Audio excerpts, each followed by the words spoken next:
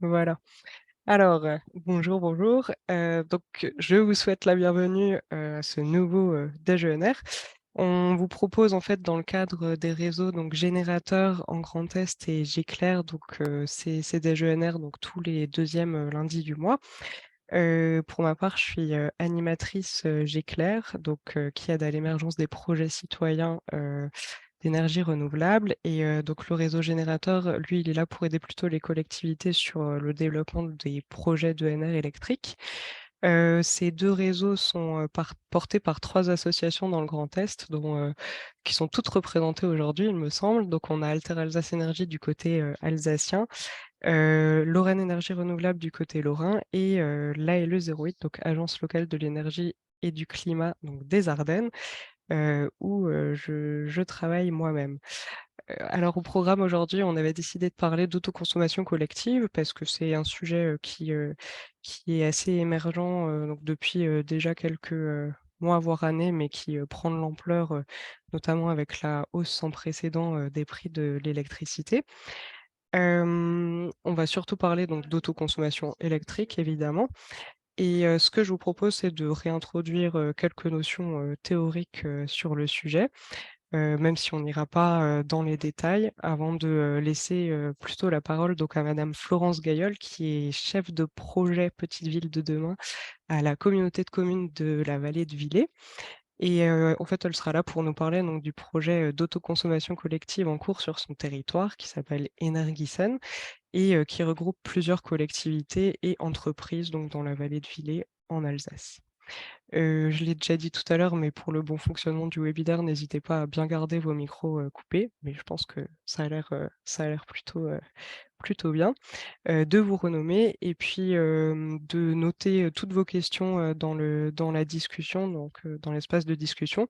On y consacrera du temps, à la fin du témoignage. Voilà, donc, merci à tous pour votre attention. Alors, sans transition, donc je vous avais promis quelques petits rappels sur l'autoconsommation collective. Alors, le principe de l'autoconsommation collective, donc c'est que des producteurs d'énergie et des consommateurs donc se réunissent ensemble pour partager et consommer une énergie produite, donc on va dire localement dans un périmètre, restreint. Ça concerne en fait, soit, de l'autoconsommation sur un seul et même bâtiment, on parle alors de d'autoconsommation simple, ou bien, sur un périmètre étendu. Donc de manière standard, on est, sur, une distance, donc la distance la plus éloignée entre les participants à l'opération d'autoconsommation collective, elle peut être de manière standard de 2 kilomètres ou bien, de manière dérogatoire de 20 kilomètres, au maximum quand on est, dans des zones, peu dense ou rurale. À noter entre autres, particularités que, lorsqu'on est sur, un périmètre étendu, la puissance est limitée à 3 mégawatts de production. En pratique, donc, les échanges d'énergie, lors d'une opération d'autoconsommation collective vont se dérouler, de la manière suivante. C'est que, tous les participants sont raccordés au réseau public d'électricité par lequel, va transiter, l'énergie. Ils sont, obligés d'être, équipés de compteurs, communicants qui vont permettre de comptabiliser donc la production et la consommation de chacun et comment dire? Pour, faire l'interface entre les échanges, entre les consommateurs et les producteurs, on a besoin de créer, une structure juridique, donc la personne morale organisatrice qui va rassembler du coup, tous, les participants à l'opération. Donc cette, personne morale organisatrice, elle va pouvoir être à la fois donc, une association, ça peut être une coopérative citoyenne, ça peut être une société locale, ça peut aussi être, directement une collectivité, quand, il n'y a qu'elle qui est concernée et c'est elle qui, cette personne morale organisatrice, c'est elle qui va, déterminer comment la production est répartie entre les participants notamment et c'est elle qui va, communiquer avec le gestionnaire de réseau, donc qui est en général, Enedis.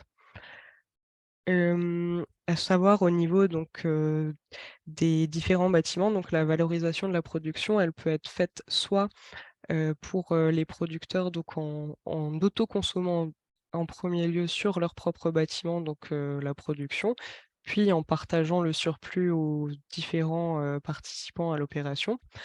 Donc c'est ce qu'on appelle, de l'autoconsommation collective avec de l'autoconsommation individuelle, ou bien, la totalité de la production peut être, directement, renvoyée sur le réseau pour être partagée avec, les consommateurs de l'opération. On parle alors d'autoconsommation collective pure, et dans les 2 cas, il peut y avoir un éventuel surplus qui n'a pas été consommé et qui peut, éventuellement être revendu donc au tarif, du surplus. On a également différentes, typologies, en termes de montage. Donc soit on peut avoir des opérations qui sont dites patrimoniales. Dans ce cas, on a une collectivité, par exemple, qui va être, toute seule et qui va, produire de l'énergie sur certains de ses bâtiments et la consommer, sur d'autres. Dans ce cas, c'est elle-même qui est la personne morale organisatrice, et en fait, elle va pas forcément, ça va pas être, très complexe. L'électricité autoconsommée va être déduite des consommations des autres, bâtiments, qui font partie, de son opération. Mais ouais, elle a pas besoin, de gérer, forcément des refacturations. Et par contre, on peut aussi avoir une opération qui va être, plus ouverte, où cette fois-ci, on va inclure, donc de plus largement différents acteurs. Donc par exemple, des acteurs publics et privés, des entreprises, des collectivités, d'autres collectivités, des habitants. Et là, la présence d'une personne morale organisatrice, distincte devient nécessaire, et elle va être donc là pour faire, l'interface entre les producteurs et les consommateurs, pardon, et définir les modalités de cession, de l'électricité. Notamment, un de ces moyens, c'est, la personne morale organisatrice est là pour, pour définir une clé de répartition qui va être, la règle qui, dicte comment est répartie l'énergie entre les différents participants, et celle-ci est en fait transmise au gestionnaire, de réseau. Et on va pas rentrer dans les détails, mais elle peut être, soit, constante, donc c'est toujours la même répartition. Hem Et dans ce cas-là, on dit que c'est une répartition, statique, mais elle peut être aussi, par exemple, calculée au prorata des consommations de chaque participant, ou bien, être définie avec, d'autres critères. Il y a par exemple des systèmes de tarification solidaire qui existent, et donc voilà, c'est des choix à prendre en fonction, des projets. Je vais m'arrêter là pour, l'introduction, théorique, et puis je vais laisser, la parole à Florence Gailleul qui va nous parler, du projet, d'Energieson. Hem, Bonjour, vous Bonjour. m'entendez bien? Oui, très bien. Parfait. Donc, je vais vous parler de notre projet dans la vallée de Villers. Il s'agit de Energisen. On est sur de l'autoconsommation collective avec de l'autoconsommation individuelle premièrement par les entreprises. Je vais vous présenter les membres fondateurs et donc la revente du surplus pour les autres consommateurs désignés. Donc, dans les membres fondateurs de la PMO qui a été fondée, on a 5 entreprises industrielles, Burkhardt, Egelhof, Ejot, Le Super U et Sengler, et 2 collectivités, donc la communauté commune et la commune. Donc, le but de ce projet, c'est que ça soit un projet dynamique. Ça veut dire que euh, par rapport aux clés de répartition aussi, mais au niveau dynamique, donc des membres fondateurs qui sont la base solide du projet, et, et peu à peu, en fait, on intègre d'autres membres pour qu'ils puissent ou consommer ou produire ou les deux. Alors, donc, au niveau des dates clés, ça a été fait en plusieurs phases. Il y a eu plusieurs enquêtes auprès des industriels, mais donc surtout sur cette zone industrielle pour avoir une base solide. Ils ont été sondés durant, on va dire, l'année 2021. Ça avait déjà commencé en 2020, les premières approches pour parler de ce modèle. Et on va dire que ça fait, oui, ça 5 ans à peu près que la collectivité cherchait un modèle de consommation. Au niveau du démarrage, les statuts ont été fondés à l'aide d'un AMO, un assistant à maîtrise d'ouvrage, qui nous a aidé à mettre en place nos statuts avec les membres fondateurs. Donc la PMO s'est créée l'année dernière. Et là, on a cherché à avoir l'obtention de la dérogation au niveau de la DREAL au plus vite pour justement permettre de pouvoir s'étendre. Au niveau de cette dérogation, ça a été fait en plusieurs étapes. Ça n'a pas suffi de simplement justifier la zone rurale. On a dû vraiment présenter on a eu plus de questions et par exemple, par rapport à Petite Ville de Demain, on a présenté la fiche action de ce projet directement qui fournissait assez d'informations pour obtenir cette dérogation. Au niveau de la PMO, actuellement, on est encore dans l'évolution de l'opération numéro 1. Ça veut dire le premier producteur qui est JOT est fini d'installer ses panneaux. En fait, là, on attend le raccordement avec Enedis encore, qui prend un petit peu de temps et on va pouvoir commencer réellement Energisen, le projet. Les deux autres producteurs vont suivre également, qui sont Burkert et le Super U. Le Super U notamment avec des ombrières. Et peu à peu, on va intégrer d'autres personnes. Ce qui est intéressant au niveau de la communauté de communes, par exemple, c'est que au niveau de la consommation, on a une piscine intercommunale. Donc, le surplus est intéressant à consommer directement. Au niveau, donc l'extension se continue et au niveau de Villers, donc ça veut dire la commune de Villers et Sengler, pour l'instant, ils sont membres fondateurs, mais ils ne sont pas encore intégrés directement en tant que consommateurs ou producteurs. Ça va être dans une autre phase parce que là, on est au niveau de gaz de bar et moins Enedis. Donc, pour le moment, c'est une autre phase pour pouvoir continuer. Au niveau du premier producteur et du shot sur la diapo suivante, donc, il a installé, on va dire, 2 fois plus de panneaux solaires qu'il aurait besoin. Donc, à la base, il avait déjà prévu de mettre des panneaux solaires et c'est pour ça que c'est allé un peu plus vite, justement, avec eux, parce qu'ils avaient déjà prévu, mais juste de autoconsommer, donc il avait posé beaucoup moins.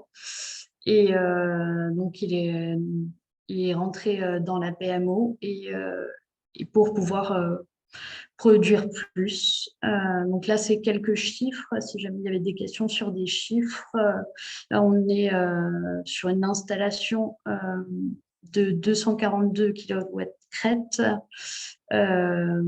avec donc les différents consommateurs qui seront Burkert, le Super U dans un premier temps, et Guelof, la communauté de communes, avec notamment le centre nautique, mais aussi on a une maison des services, c'est un atelier intercommunal où on intègre plusieurs associations dans la zone industrielle, ce qui est plus intéressant de consommer le tout sur place. Et là, je vous ai un peu présenté le potentiel d'autoconsommation pour bien vous montrer qu'il avait produit beaucoup, beaucoup plus.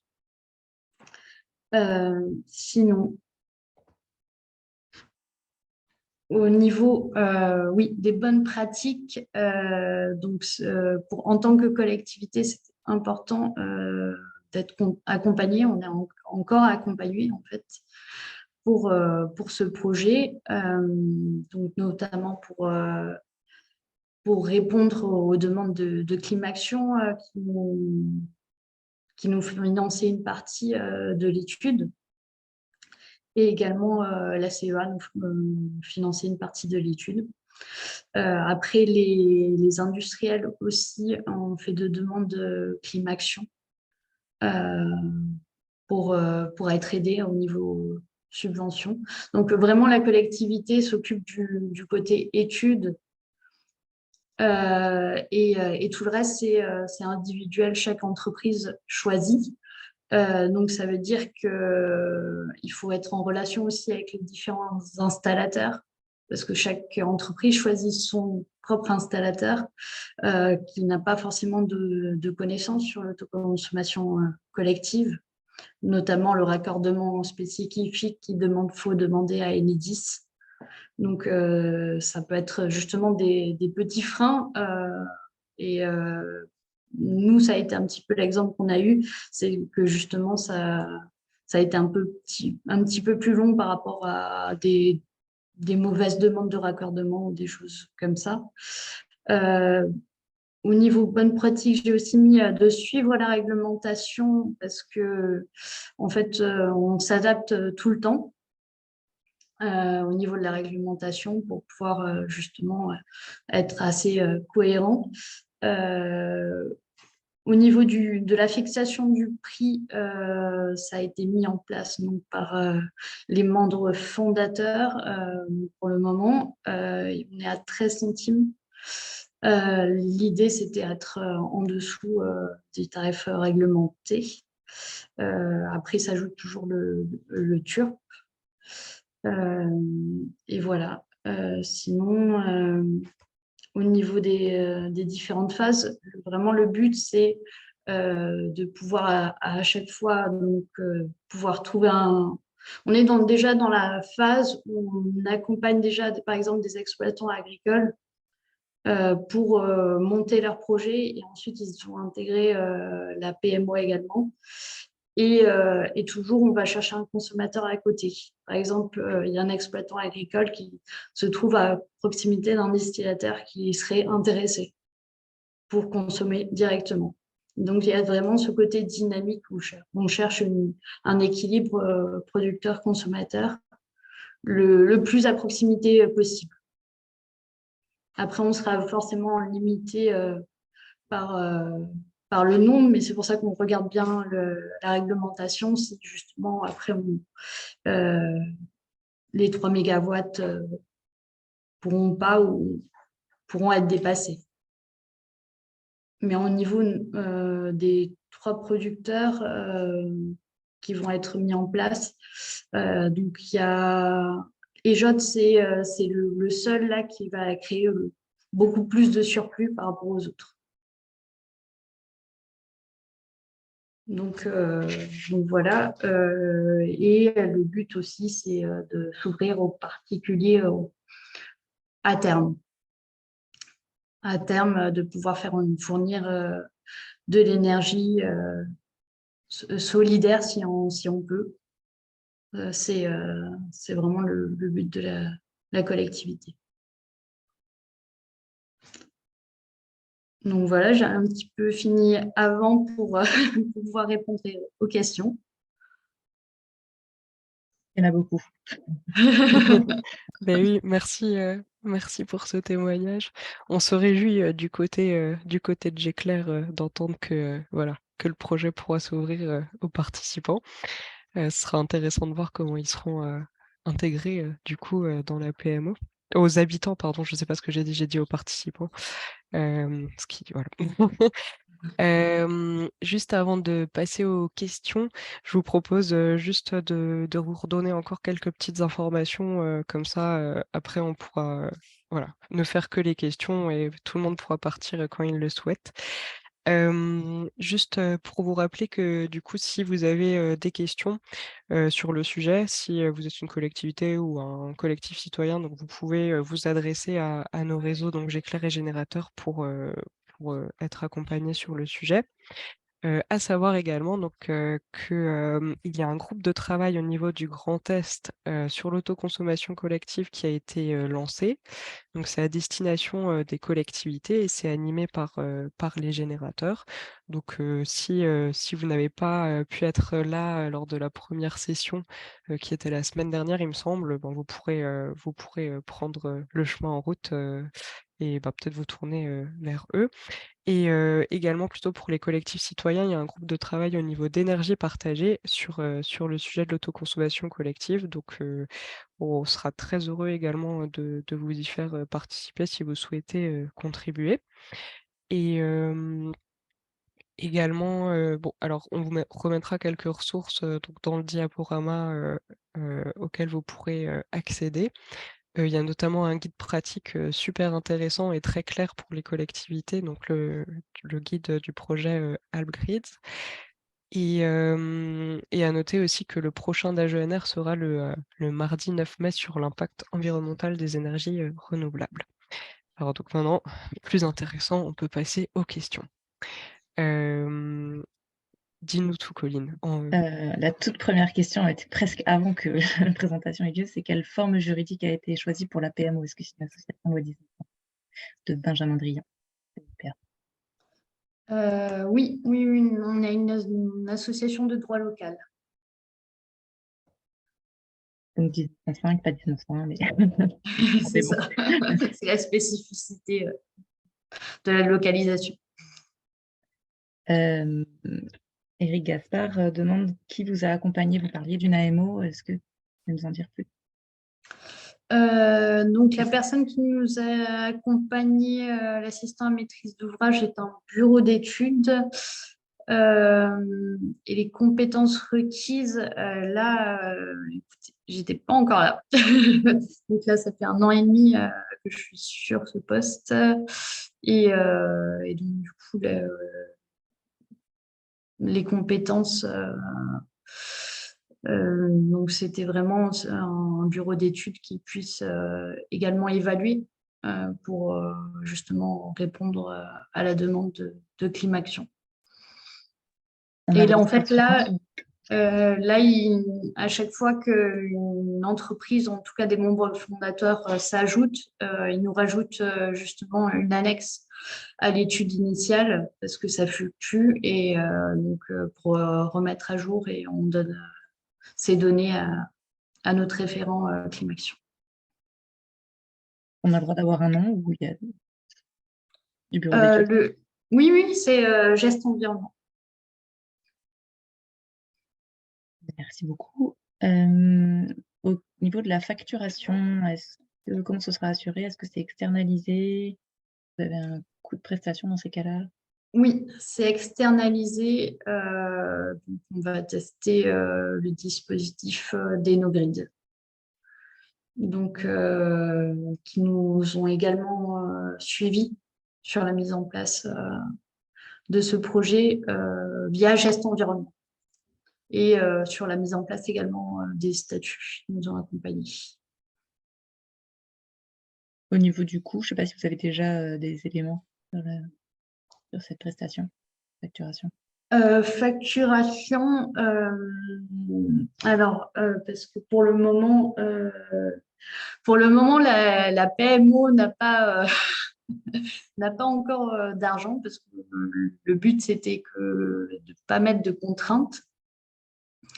Donc, on est en train de voir justement pour la prochaine Assemblée générale de définir un coût par rapport à ça. Mais pour l'instant, Enogrid va sûrement augmenter après ses tarifs. Là, on est à moins de 2 000 € par an pour justement toute cette facturation qu'il y a entre les différents participants. Merci. Nicolas Mazéran nous demande si les études et les investissements, donc je suppose pour les installations photovoltaïques, sont à la charge de la PMO ou de chaque entreprise. Donc, c'est à la charge des entreprises. Nous, c'était l'étude globale et chaque étude à part sont à la charge des entreprises. Et de même pour l'investissement. Chloé Dacuna nous demande quels ont été les freins pour la dérogation, puisque vous disiez que ça a été pas acquis du premier coup. C'était à qui surtout à s'adresser. Dans un premier temps, ça a été demandé en préfecture et après on nous a envoyé vers la DREAL. Donc ça a pris quelques mois le temps d'arriver, contraint de temps et à qui s'adresser et vraiment ils voulaient des données spécifiques sur le projet qui soient assez bien avancé peut-être dans la réflexion. Dérogation adressée à l'Adréal avec un bon descriptif clair du projet avancé. Oui. Oui, après, c'est des échanges qui se font et posent des questions. Mais pour aller plus vite, il vaut mieux avoir le maximum d'informations. Petit nous demande comment sont récupérées les différentes taxes sur l'électricité. Vous avez rapidement avec clôture. Oui, pour l'instant, nous, on laisse du coup ça passe pas forcément par la PMO. En fait, chaque entreprise va gérer ses taxes et tout également. Donc, c'est vrai que vu qu'on n'a pas encore commencé l'opération, là, j'ai pas assez de visu pour vous dire. Affaire à suivre. Oui, c'est ça. Yara Koutaïni de redemander quelle était la puissance de l'installation. Combien de kilowatts? La première 274, donc non, 242 pour EJ. Donc on est à 300 pour Burkat et 274 il me semble pour le Super U. Non, 300 pour le Super U et 274 pour Burkat, c'est ça. Déjà entre 7 et 800 kilowatts crête injectés dans l'opération, c'est ça?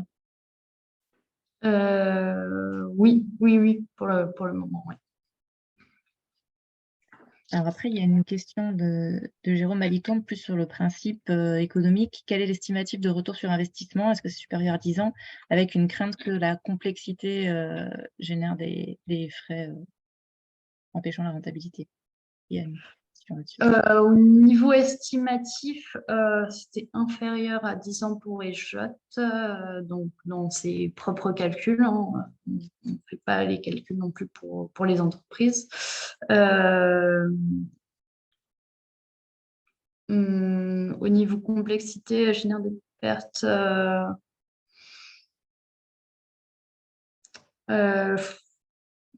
En fait, je pense qu'il va falloir aussi attendre un petit peu pour justement voir ce que ça donne.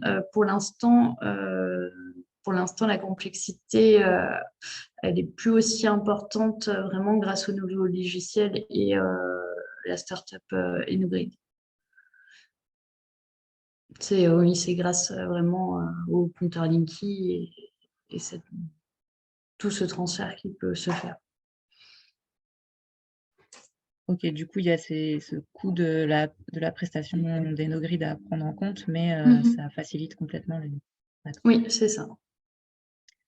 Il y avait une petite question de Yara Koutaïni à nouveau sur le statut de la PMO. Est-ce qu'on peut choisir ce qu'on veut? Comment vous avez choisi cette forme statutaire?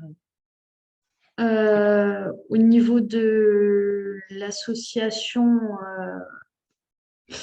des statuts, bon, là non plus, j'étais pas encore arrivée parce que la réflexion a été vraiment longue.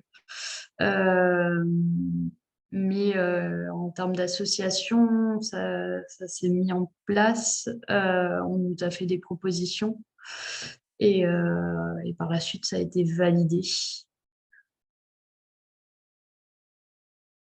Par Il ne me semble pas qu'on puisse choisir ce qu'on veut. au niveau juridique. Après, ça doit être validé.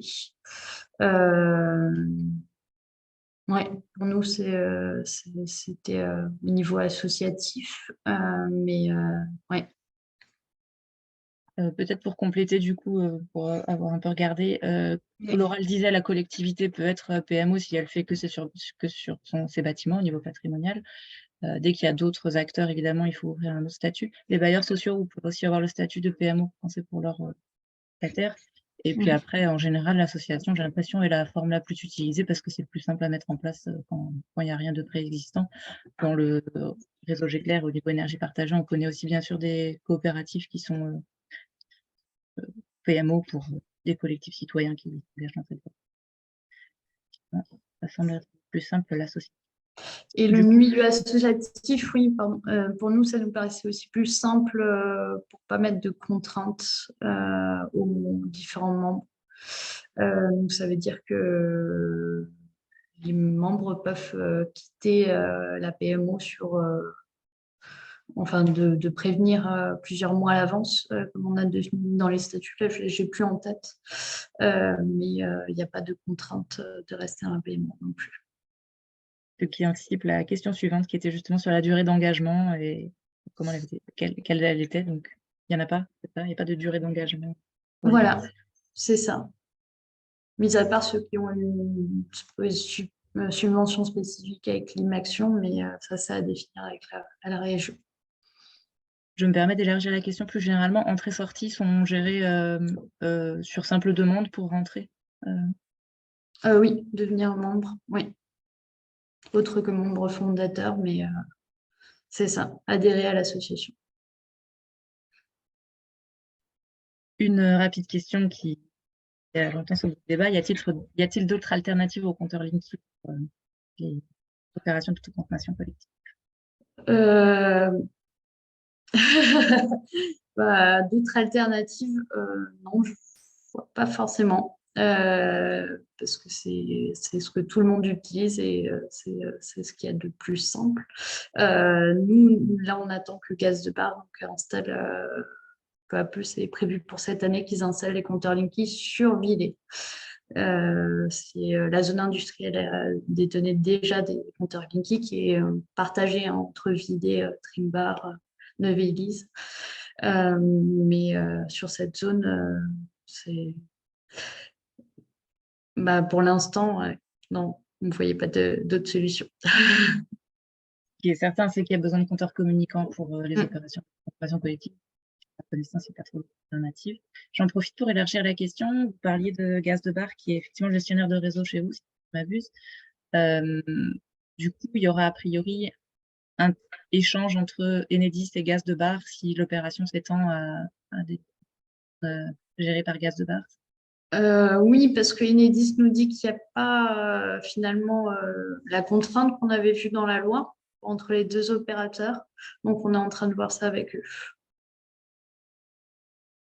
C'est une situation spécifique à l'Alsace, pas mal à la Moselle aussi, et quelques zones également dans le reste de la Lorraine et en Champagne-Ardenne avec des gestionnaires de réseau qui ne sont pas Enedis. C'est à prendre en compte, ils sont en général le moins avancés dans les questions d'autoconsommation collective puisqu'ils sont tout simplement moins confrontés. Donc, parfois. Il y a une petite question de Jérôme Malitourne. Le nom Energisen pourrait laisser penser qu'il y aurait de l'eau dans l'histoire. Est-ce que des mini-centrales hydro sont prévues? C'est aussi dans la réflexion d'aller plus loin que la PMO, mais à terme. Le choix a été, parce que le lycée passe, c'était une question de territoire. Et un territoire plus élargi peut-être aussi également, pas rester fermé à la vallée de Villers. Mais ça a été un choix qui s'est fait et ça a été proposé après aux membres fondateurs. Donc,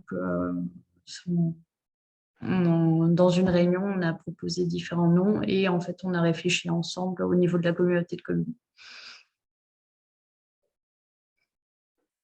Pour la question suivante, elle a été répondue. Effectivement, quand des entreprises, enfin des particuliers ou des entreprises sont impliqués dans une opération, la collectivité ne peut plus être PMO puisqu'ils doivent être membres.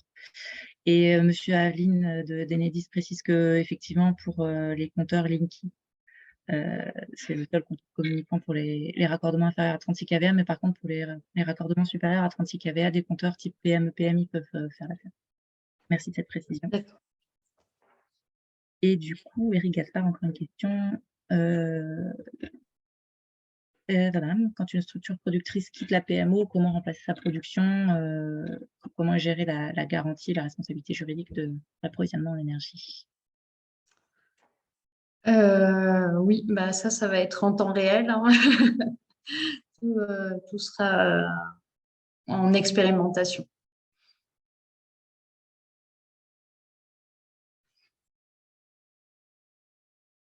J'en profite parce que ça c'est un peu lié. J'avais une question sur le responsable d'équilibre. Est-ce que vous avez trouvé pour Oui. les questions de surplus, enfin, d'éventuels Oui. surplus? Oui, Vous il pouvez y a m'en un dire responsable d'équilibre, là je ne l'ai plus en tête, qui est le responsable d'équilibre donc pour EJOT, qui est notre premier producteur. Donc oui, ça a été mis en place. Et du coup, vous envisagez d'avoir des surplus ou là, d'après ce que vous montrez, ce sera 100 % autoconsommé, mais s'il y avait des surplus, vous sauriez quoi en faire? En fait, oui, autoconsommé, surtout par la communauté de communes est toujours là pour prendre le surplus de toute façon. Vous avez la situation idéale où il y aura toujours une clientèle pour votre production. Oui, oui, c'est ça. C'est ça, et c'était intéressant aussi d'avoir le Super U dans ce modèle, parce que les frigos, ils consomment toute l'année. Donc on note avoir un supermarché et une piscine. Des La gros station consommateurs. d'épuration aussi peut être une piste. La station et d'épuration également dans la réflexion. Ah bah parfait. Pour l'instant, on arrive au bout des questions. Je ne sais pas s'il y en a encore qui en auraient quelques-unes à poser, qui l'écrivent ou qui même prennent la parole si ça se présentait. J'en profite parce que j'ai oublié de le dire parmi toutes les informations que je devais transmettre. On prévoit une formation sur l'autoconsommation collective le 23 mai en Alsace. Donc voilà, si le sujet a éveillé votre curiosité, ce sera l'occasion d'aller bien plus en profondeur sur la question. Donc voilà, on communiquera là-dessus prochainement, et puis n'hésitez pas à nous faire part de votre intérêt dès maintenant. Et même, on pourra échanger sur les évolutions, hein, du projet au fur et à mesure. Comme ça, si vous voulez communiquer au réseau où on en est, c'est intéressant également. Oui, avec plaisir. Plus de questions de mon côté. Eh ben, je ne vois rien venir non plus. Je voulais juste poser un complément de question. Eric Gaspard, les brasseurs d'énergie à Strasbourg. Vous Allez-y, m'entendez? allez-y. Oui, on vous entend. Bonjour Oui. Eric. Bonjour, merci pour ce webinaire très intéressant. Pour aller un peu plus loin sur ma question de la responsabilité d'approvisionnement d'énergie, est-ce que c'est bordé dans les textes qui encadrent l'autoconsommation collective, qui est responsable s'il y a une rupture d'approvisionnement, ou est-ce que c'est laissé à la discrétion entre les parties, ou alors est-ce que vous avez prévu quelque chose dans les statuts de la PMO, ou y a-t-il des contrats spécifiques entre la PMO et chaque consommateur, pardon, ou même consommateur ou producteur? Alors, déjà, chaque entreprise fait ses propres contrats. C'est pas au niveau c'est pas la PMO qui fait le contrat pour le moment. Et au niveau des textes, là, je ne peux pas vous le dire. Donc, ce que dit Madame Gaillol, et je pense vraiment à souligner, c'est que la PME a l'organisme et le producteur contractualise avec le consommateur directement.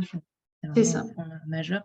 Et la deuxième chose, c'est il n'y aura pas de rupture d'approvisionnement puisque les consommateurs sont toujours raccordés au réseau et ils ont toujours leur fournisseur d'énergie qui est disponible. Et le producteur ne garantit pas de fournir 100% de l'énergie. Oui, c'est en temps réel et en fait, c'est deux contrats qui se font. Le contrat normal et ce contrat qui se rajoute. Ok, bien compris, merci.